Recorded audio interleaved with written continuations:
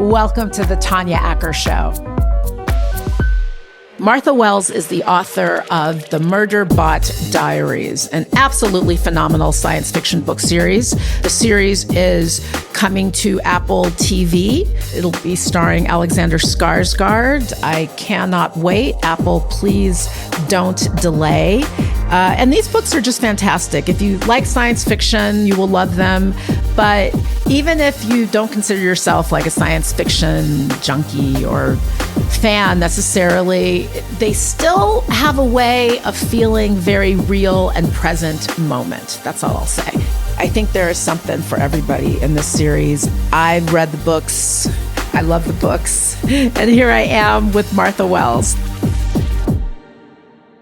Thank you for being here. Thank you for inviting me. The short version is that the protagonist is a one-time killer robot who grows feelings and grows attachments that they're not quite sure what to do with. Talk to us a little bit about what your inspiration was for this incredibly creative, dynamic, inventive science fiction story. I think it came from a lot of different places. I'd been, even though at the time I was primarily a fantasy writer, I'd been a science fiction reader for a long time. And I had really, I'd read so many stories and seen so many stories on TV and movies about AI and actual general artificial intelligence, not what we have now, and how in different ways. And it was just interesting to me. A lot of what I had been seeing over the years was stories about robots or machine intelligence who wanted to become human. And when I got the initial idea for the story, I wanted it to be a machine intelligence that did not want to be human, because to me that didn't make a lot of sense. And a lot of the portrayals I'd seen, I did a speech last year referring to the movie Colossus, the Foreman Project, and how it's very much more of a metaphor. It's not what would happen if a computer took over the world, but what would happen if a person took over the world. So I wanted to try to do a machine intelligence that felt more like a machine intelligence that would not want to give up their ability, as it shows in the Murderbot books, to have this multiple point of view and see through all these different cameras and explore all these different systems, and would not, a machine intelligence wouldn't want to give up that connectivity, is how I looked at it. It almost felt to me like you were kind of telling us something about how you can perhaps feelings might grow and develop where they're not expected. Am I reading too much? Whether you like it or not. Because they don't always want these feelings. And I think that they sometimes feel really tortured by them. Yeah, it would be easier for it to kind of go off alone somewhere and just watch media.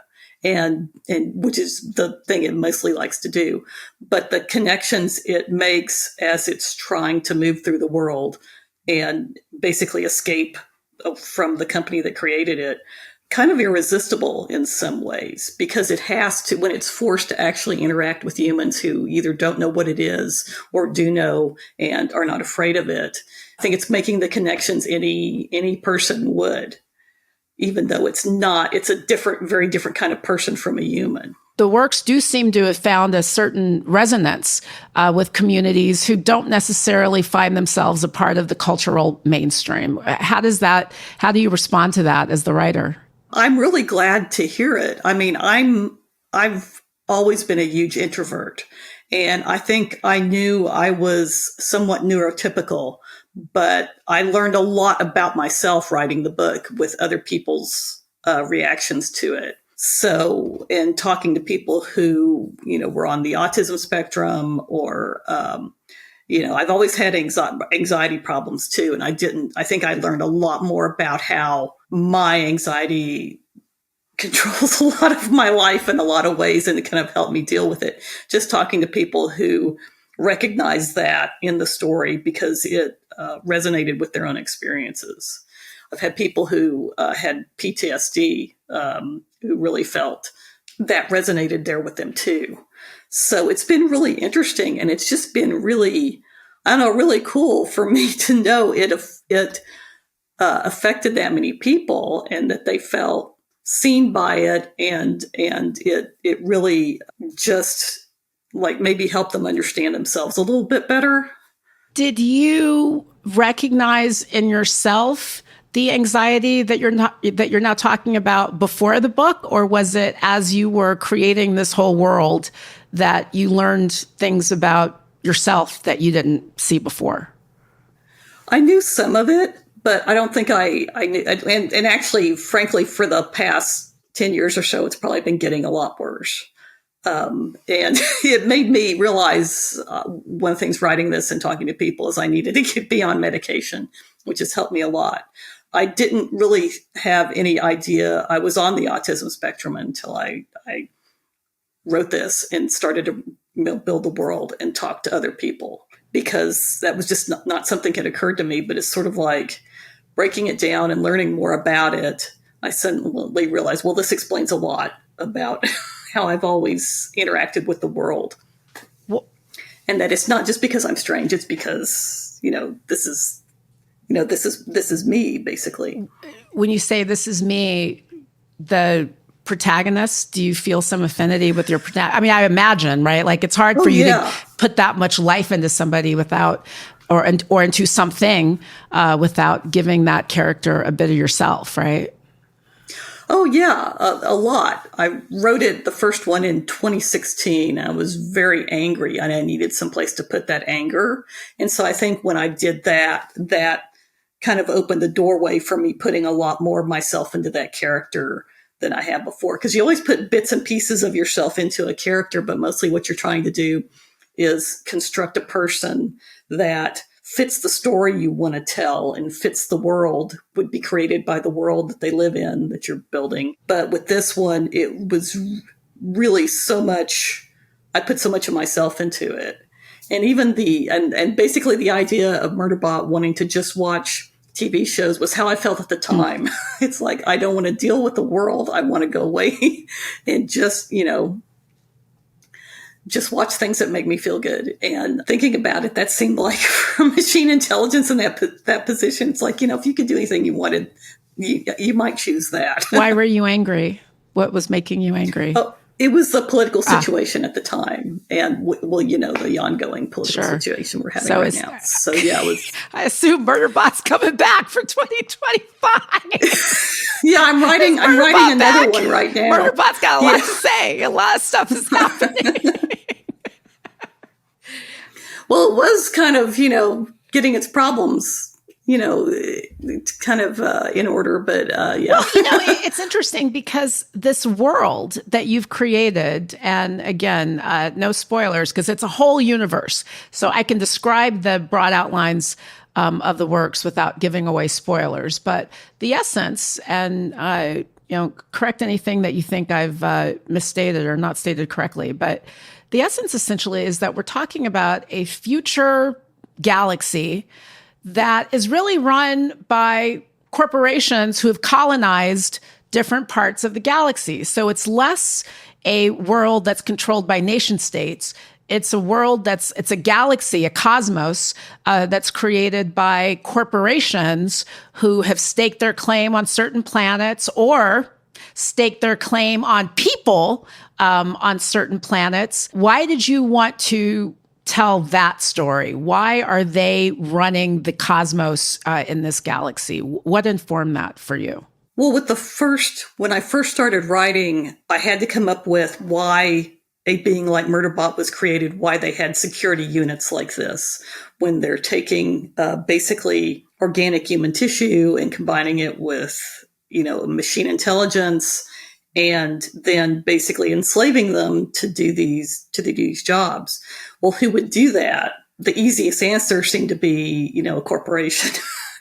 When you take that, okay, there's a corporation that does this and it's allowed to do that, then what does the world that exists in look like? And it's basically kind of an extrapolation of what we get into now with corporations being viewed as having more rights than individuals and having no controls on them, nobody who can force them to, treat people well and protect their employees and do these very basic, things humans need.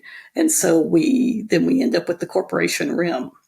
And there are places outside it, like preservation, where the team that Murderbot befriends comes from, where that are not caught up in that. But again, it's a situation where they could be, which is part of where the tension in the situations in the book comes from. Your book actually also tells a very positive story about how one can resist in the face of what seems to be really unsurmountable obstacles, and when you're fighting beings and entities with a lot of power. Talk a little bit about how you think, about why you think telling that story of resistance is important in the stories and maybe in real life. I think it's always important. I think it goes back to when I was a kid, there was a lot of dystopian stories. There was, and it was always, they were stories of survival in a lot of ways. And usually it's, two teenagers in the forest rebuilding the world or whatever. But there was a lot of that. And it took me a while to realize how important those were, because they're teaching kids basically, there's a future. You have to work for it, but there's a future. Even when bad things happen, you can get through them, is the basic message. And I think that kind of story is just sort of encoded into my reading and writing DNA now, because I read so much of that when I was a teenager and younger. And I think it's still important for adults, because it's really easy to think about that. It's just really easy. It's so easy to give up. And it's so hard not to. It's so much harder to keep living. And I just think those stories are just inherently important for us as humans, no matter what's going on. Because from a personal, all the way from our what's going on with us personally to what's going on with the world, giving up is not a choice. If you want to make that choice, it's something you have to really think about. Do you really want to do it? But if you really want to do it, you have to keep in mind there could be more for you. There could be another way. Artists and writers, in particular, such as yourself, have often warned us. They have shown up and they give us these incredible works from their brilliant imaginations, but at the bottom of all of that is a warning. There's some caution. There is something that the creator is concerned about that they want to communicate to the audience. What are the warnings that you have for us? I think it's basically people need to be treated like people is probably the basic component of the Murderbot Diaries. And it goes back to one of the first works in English to use the word robot is Rossum's Universal Robots. And it was a play in Czechoslovakia in I forgot, it's like the 20s. But it's the first really robot story, and it's about a corporation that creates robots that are sentient, and then they have a rebellion against humankind. And so that's kind of the message of a lot of AI. That gets a little twisted as we go on, because you see Ann Leckie, the author Ann Leckie that did the Ancillary Justice trilogy, among some other great books, has a quote about that, where basically the story where the machine intelligence becomes sentient and it wants to kill us, so it's okay if we kill it. It's basically a justification for slavery and for putting down slave revolts. She phrases it a lot better than I do. And so I think that I'm kind of wandering away from your question. No, but not at all. That's kind of the center of the Murderbot story, is that treating people like people is like the basic decent thing you can do. And if you don't do it, maybe you deserve what happens to you. If you think about a lot of these AI stories that we've come up with over the decades, it's always the robots get intelligence, they become sentient, then they try to kill us because they hate us. But in this, they always immediately hate us. Like anything that gets intelligence, whether or not it's the apes in Planet of the Apes, anything that gets intelligence, they automatically want to hate us. And what really stands out in this series is that through the relationships, there are these corporations, and there are the entities that are a part of the corporation realm that have a certain set of objectives that are not always the purest. We'll just leave it at that.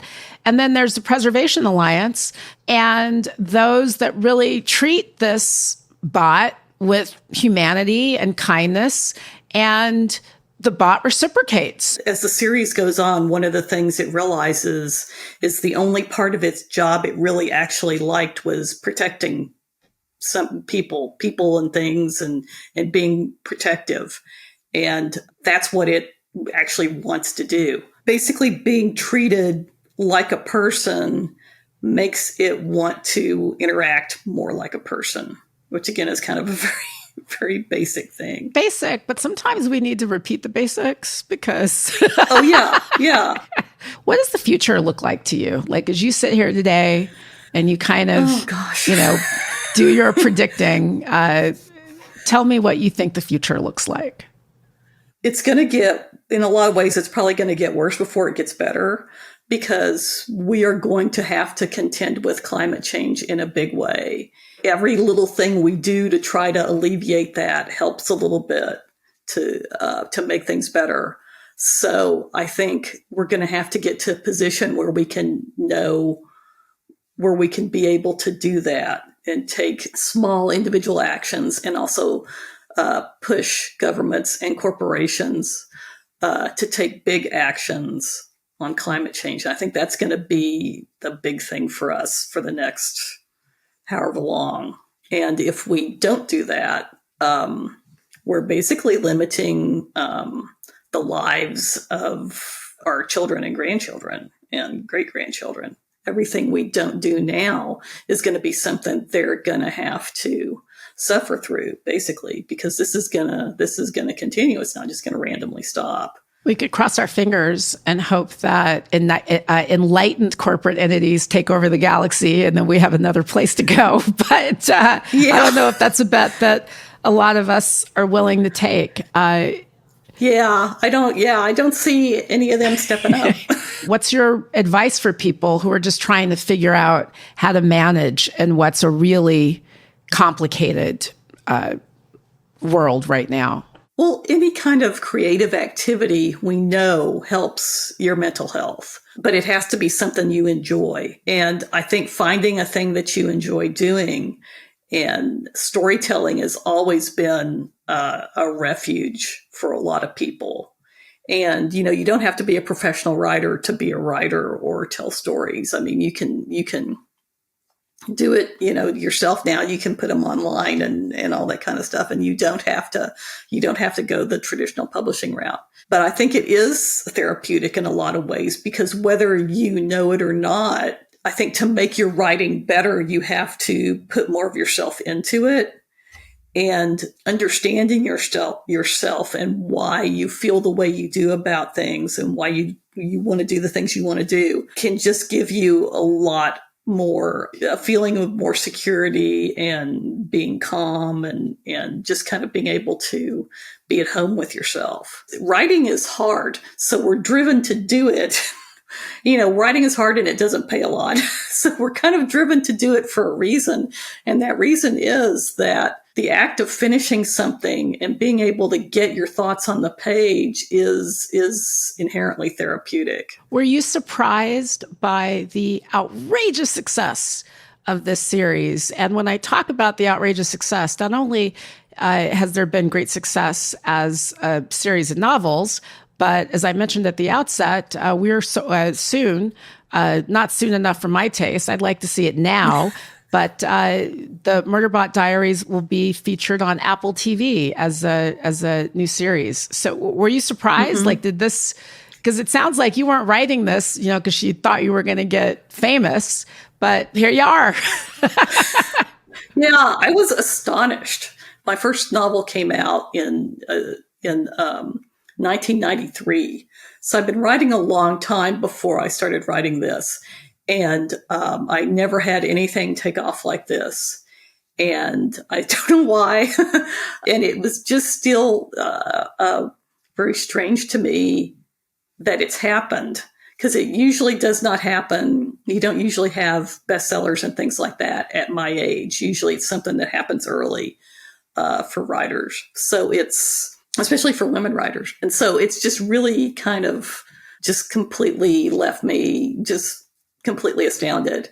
And also the TV show, I still, in some ways, even though I've seen it and I've visited the set and I've met everyone and, we were talking about this on the phone and working out all the details from like 2021 on, I'm still sort of in shock that it's happening.